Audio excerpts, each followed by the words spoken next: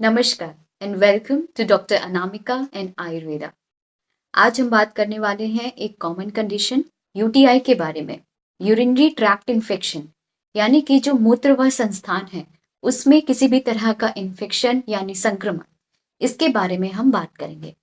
इस वीडियो में इस कंडीशन से रिलेटेड जितने भी फैक्टर्स हैं, कारण हैं और इसके कुछ साइंस एंड सिम्टम्स जो हमें समझने होते हैं उसके बारे में चर्चा करेंगे।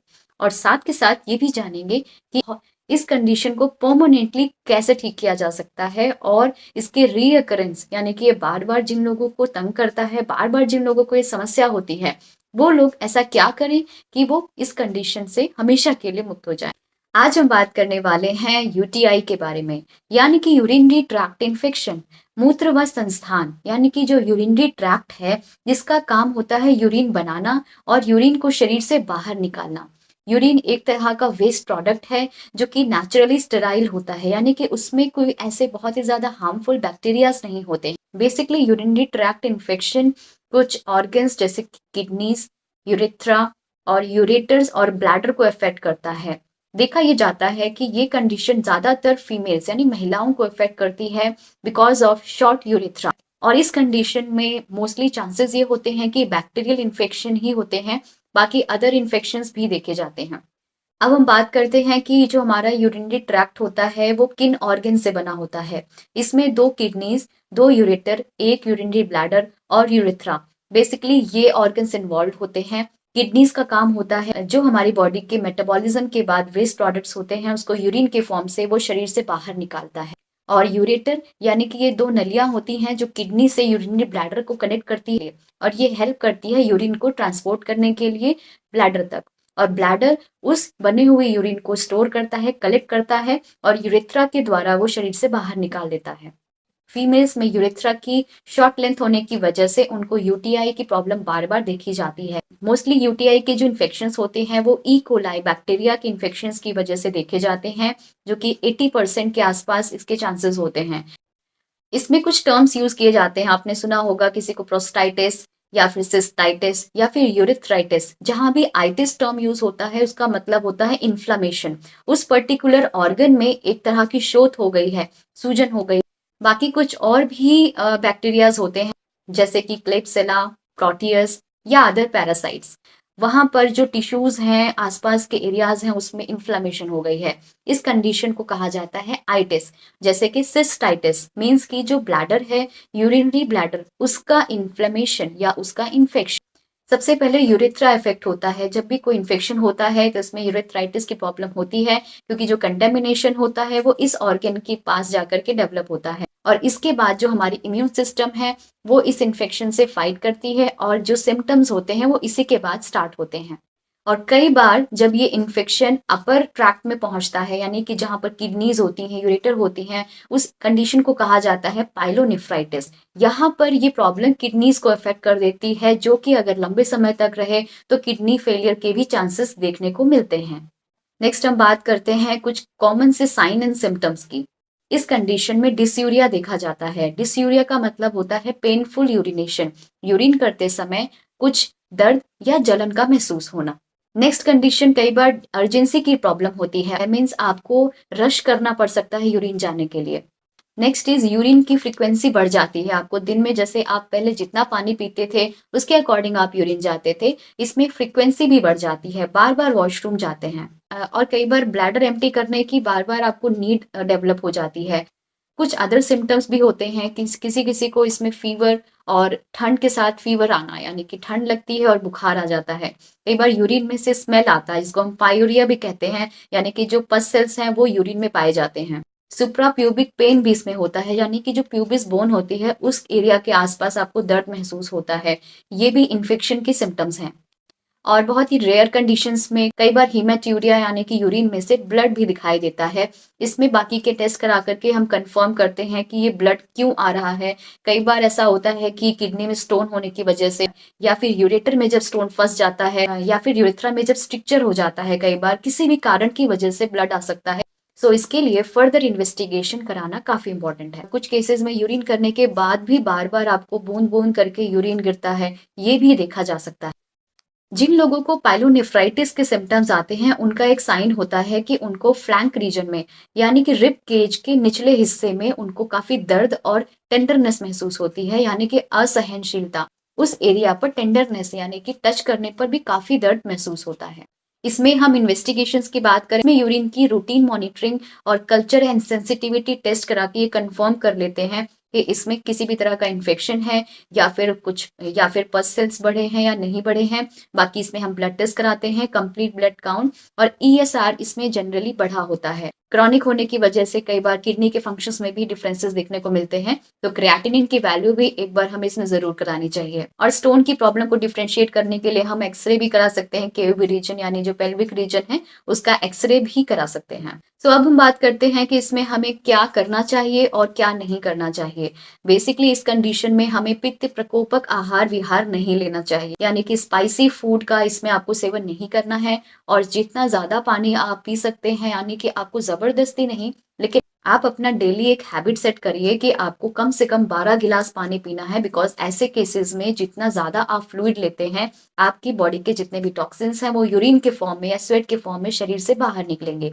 सो आप कोकोनट वाटर, सौंफ का पानी या धनिया का पानी और इलायची का पानी पी सकते हैं। अगर आप 10 गिलास भी दिन में अगर ये टारगेट पूरा करते हैं, तो भी आपको इस कंडीशन में काफी रिलीफ देखने को मिलेगा।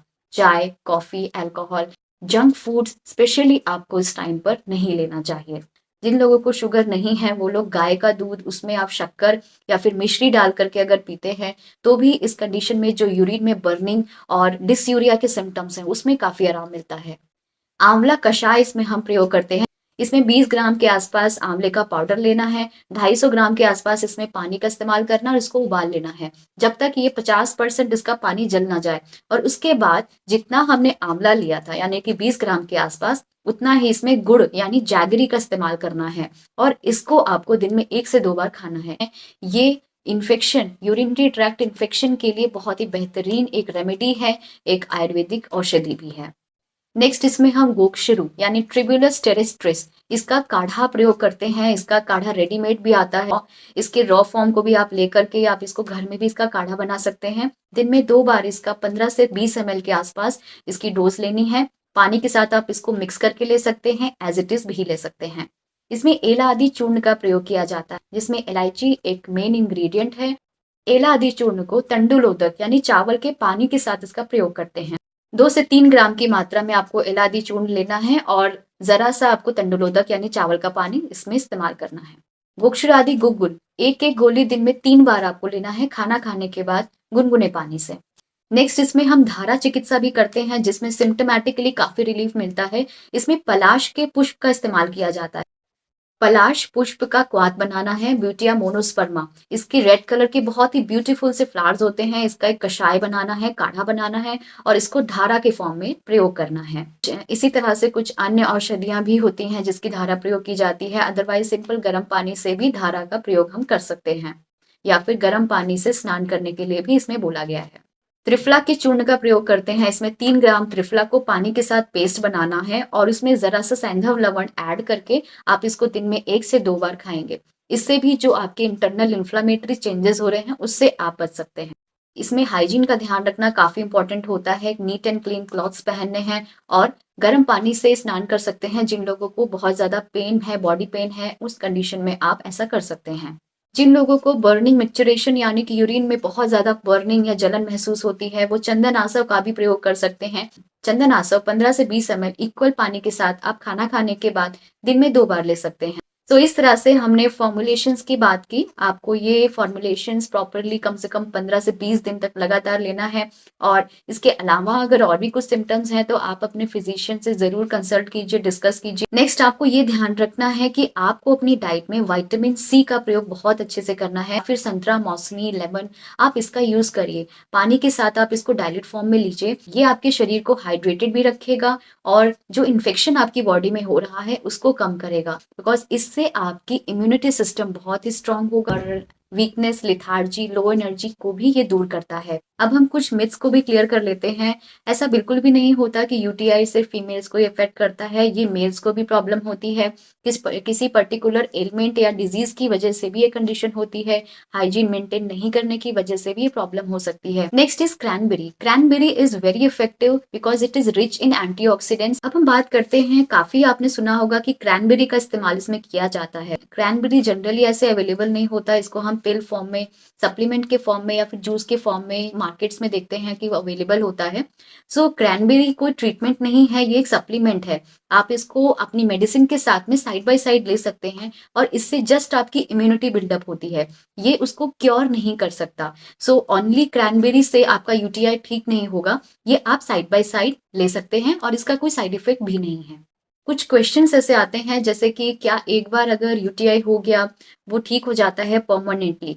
सी कुछ ऐसी कंडीशंस होती हैं जिसमें कि रीअकरेंस कई बार देखा जाता है। आपने अपनी डाइट, लाइफस्टाइल चेंज और बहुत कुछ अच्छी एक्टिविटीज से अपने आप को ठीक कर लिया और दोबारा से वो प्रॉब्लम आपको हो जाती है। सो ये जरूरी नहीं है, बिकॉज यूटीआई बार बार हो सकता है। सो आपको, अगर आपने एक बार पैटर्न पूरा फॉलो किया लेकिन आप दोबारा से कभी भी उस तरह के फैक्टर्स को रीयूज करते हैं, आपकी डाइट में चेंजेस करते हैं, या फिर जैसे आप कम पानी पीने लग गए, या आपकी किसी और चीज की मेडिसिन चल रही है और आपको कुछ और फैक्टर्स आपके शरीर में बढ़ रहे हैं, या कुछ इन्फेक्शंस की वजह से ये रीअकर कर सकता है।